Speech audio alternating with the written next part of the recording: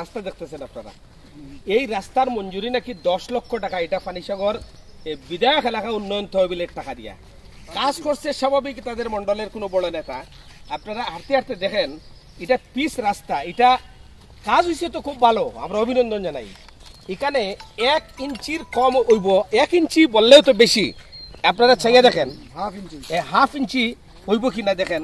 এই রাস্তাটা ওই দেখেন, ওই ওই ওই দেখেন, ওই দেখেন, এই হচ্ছে কি রাস্তা, এই হচ্ছে কি আমাদের ত্রিপুরা রাজ্যের উন্নয়ন। ওই দেখেন কতটুক, এই দেখেন আপনারা কতটুক, এই কাজ কোনো বক্তব্য নাই, কোনো বক্তব্য নাই।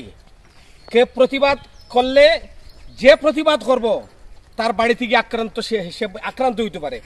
এই জায়গায় দাঁড়াইয়া এটাই কি উন্নয়ন চলের না হরির লুট চলের, এটা আমাদের কাছে বক্তব্য।